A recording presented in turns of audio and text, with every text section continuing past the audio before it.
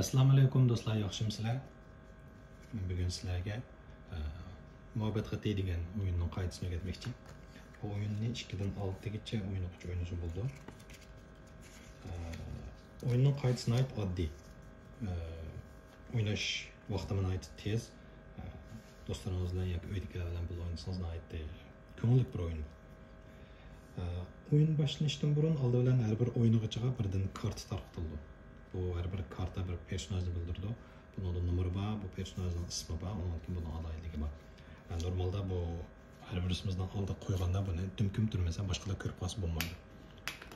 Lakin bu oyunda hem de kaidasini tushuntirishga aplikasyon için ben bularni hiç tushuntirmoqchi.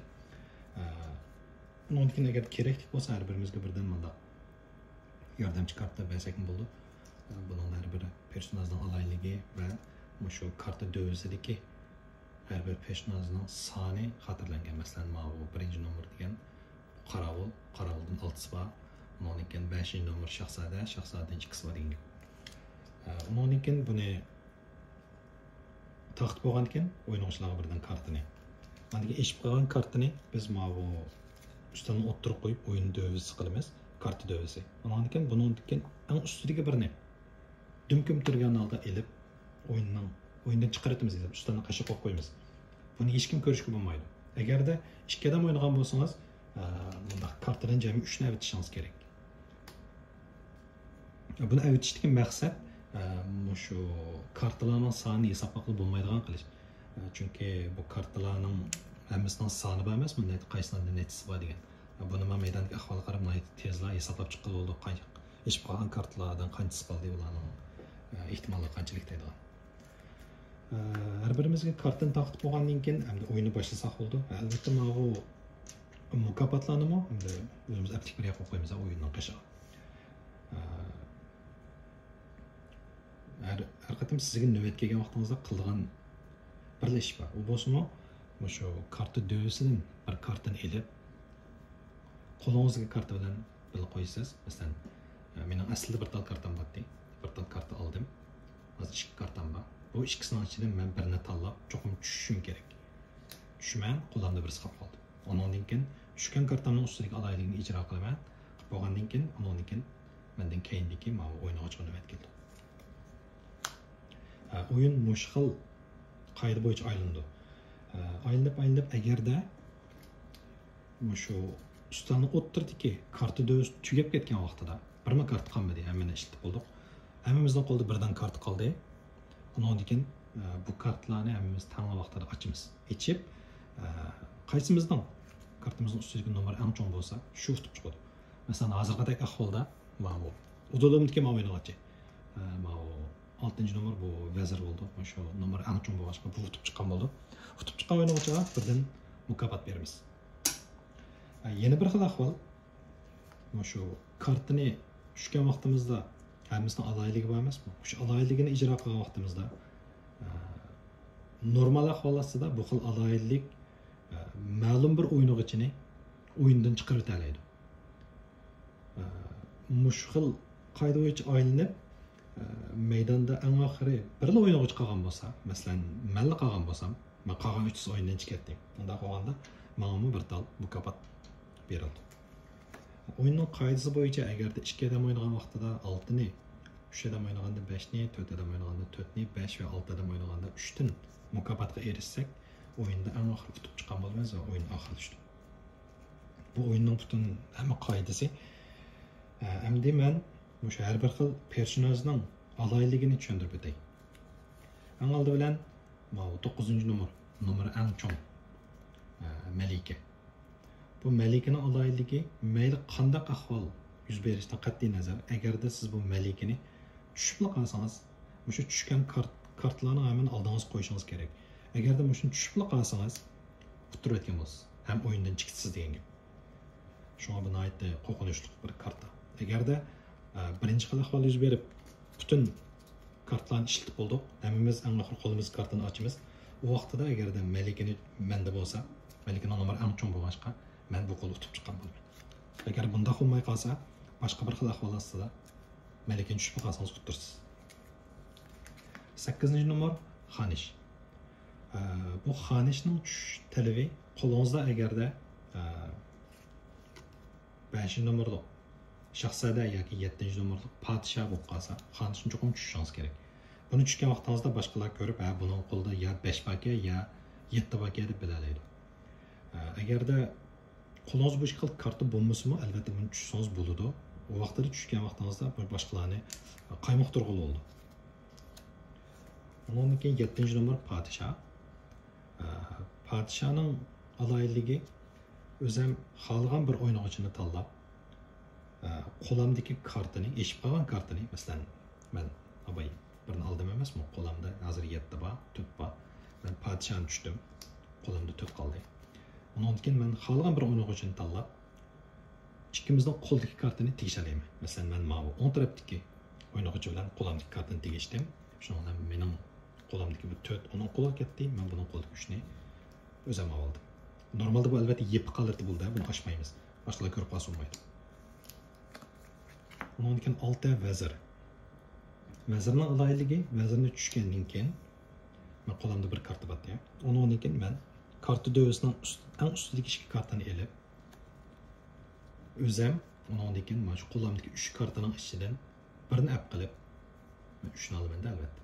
Birini olib qilib, qolgan ikkisini dum ko'mtirib, mana karta dövəsining ən ostiga sap, bunda qo'yib qo'yman. Ondan keyin 5 degan shahzoda. Shahzodaning aloyilligi bo'lsa, başqa qolgan bir o'yinchini tanlasam bo'ldi yoki o'zimni tanlasam bo'ldi. Undan keyin shu tushgandan keyin men qolgan bir o'yinchini yoki o'zimning qo'ldagi kartani tushirib o'tib, qaytadan bir kartani olaman yoki o'shaga adamga og'ziman. Shunga agarda bu vaqtida masalan men shahzodadan tushib, qani ma o'ynagichi on tarafimdagi sen qo'lingdagi kartani tushsa desam, agar uning qo'lida bu vaqtida Malik bo'lib qolsa 9-nomerli.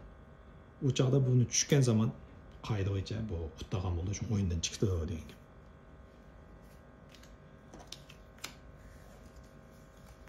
Lekin 4 degan hamda muhofizat mulozimatchi. Mulozimatchining roli buni tushgandan keyin boshqa o'yinchilar bizni nishon qila olmaydi. Masalan, shahzodani tushib qo'lingdagi kartani tashla deyolmaydi yoki podshoni tushib qo'limizga kartani tegishimiz deyolmaydi yoki boshqa har qanday nishon qilinadigan kartlarni ishlatib meni nishon qila olmaydi. Shunga bu faqat birla aylanma kuchga ega, shunga kila aylanmaga kelganda uning kuchi qoladi. Undan keyin boshqalarga o'xshasizda nishon qiladi. Undan keyin 3-nomer Kinaz. Kinazning roli buni tushgandan keyin o'zim xohlagan bir o'yinchini tanlab, ikkimizning qo'ldagi sonni selishtirma. Maxfiy holda boshqalar ko'rib qolsa bo'lmaydi. Masalan, men hozir qo'limda bir bor. Undan keyin men mana Kinazdan tushdim. Undan keyin men xohlagan bir o'yinchini, masalan, sol tarafimdagi o'yinchini tanlab, kelar ikkimiz qo'limizni selishtiramiz deyman. Selishtirib unda qarasak, mening uningdan tövanda, unda olganda men futdagan bo'lmayman va men o'yindan chiqdim. Normal holda men albatta bunda qilmayman-da. Chunki bu qo'limda bir tursa, bir degan eng kichik nomersi bu albatta boshqalarni selishtirmayman. Shu normalda men buni tushmayman bunda vaqtida. Ondan keyin 2 degan pop. Popning aloyilligi o'zim xohlagan bir o'yinchini tanlab, qo'ldagi kartani ko'ra olaman. Bu meni rad qilib bo'lmaydi, ko'rsatmayman desa bo'lmaydi. Cho'qim ko'rsatish kerak. Masalan, men buni tushgandan keyin men mana sol tarafimdagi o'yinchining qo'ldagi kartasini ko'raman deb akiladayman. Akib undan keyin qarab, buning qo'lida bir qarovul bor ekan deyman. Undan keyin asta yana qaytarib beraman buni. Boshqalar ko'rib qolsa bo'lmaydi, boshqalarga oshkorlasam bo'lmaydi. O'zimni bilaman. Undan keyin mana 1-nomer qarovul. Bu qarovulning roli xohlagan bir o'yinchini tanlab, uni nishon qilib, uning qo'ldagi kartini men qiyos qilaman. Masalan, men udulimdagi men o'yinchini tanlab, buni tushgandan keyin sening qo'lingda bir 7-nomer, ya'ni mana podsho bor deyman. U undan keyin kartasini ochmaydi menga. Mana shu yeb qilib bitib turdi, yag'anga qilsa bo'lmaydi. U ya ha deydi, ya yo'q deydi. Albatta buning qo'lida hozir bir 6 bor. Men xato topdim, xato qiyos qildim-da qo'ldagini. Shunga u xato yo'q deydi. Undan keyin o'yin endi davomlashaverdi. Hech qanday jazo uchirmayman, u uchirmaydi. Agarda rasman uning qo'lidagi tepib olgan bo'lsam, masalan, sening qo'lingda bir 6 bar desam, tepib olgan bo'lsam, bu qo'ldagi kartani echib qo'yib, utdagan bo'ldi, o'yindan chiqdi. Ondan keyin eng oxirgi karta shpion. Bu shpion alaylık. Shpionning hech qanday bir kuchi yo'q hisobda. Buni oldimiz qo'ygandan keyin hech qanday ish yuz bermaydi. Lekin agarda bu shpionni tushgandan keyin biz oxirigacha hayot qolsak, demakchi uni oxirigacha tutalasak, normalda bir mukofotga erishimiz emasmi?